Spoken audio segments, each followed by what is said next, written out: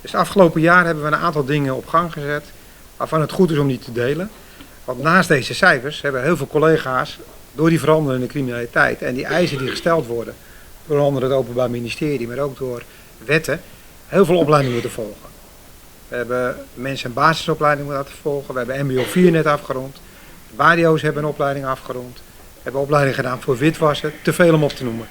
Binnen de recherche zijn heel veel speciale opleidingen geweest. Dus we willen onze mensen ook meenemen dat ze in de toekomst mee kunnen kijken op een goede manier met vakkennis. Daarnaast is informatievoorziening het allerbelangrijkste. Hij vroeg net cijfers, hoe effectief ben je, criminaliteitscijfers. Ja, als je je informatieorganisatie goed op orde hebt, kun je ook beter en effectiever criminaliteit opsporen. Dat doen we onder andere met Interpol. We gaan nog steeds meer contracten afsluiten met grote FCI-net zijn we mee bezig, dat is van de FIU. Er zijn een aantal partners die willen we binnenhalen om zodoende op een eigen manier goed informatie te hebben. We hebben 2 nieuwe collega's aangetrokken die niet bij de politie vandaan komen, geen politieachtergrond hebben, maar wel hoog opgeleid zijn. Eentje uit het programma Toppoint Bonaire. En we gaan gewoon kijken of we deze informatieorganisatie kunnen verbeteren. Want als de informatie goed is, dan is de rest ook goed. We hebben een gegevensbeheerder aangesteld die alle gegevens nog eens een keer goed napluist. Dat als je de presentatie doet, dat je ook de juiste cijfers hebt, want dat is belangrijk.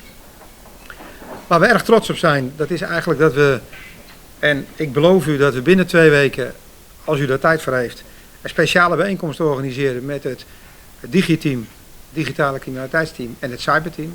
Die zijn in april vorig jaar gestart en die zijn uiterst succesvol. Ze hebben prachtige zaken gedraaid.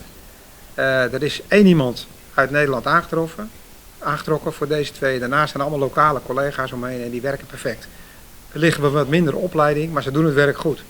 We hebben al heel veel mooie zaken opgepakt. Dan gaat het om hacken, het gaat om fraude, we hebben online kredietverstrekken hebben we platgelegd.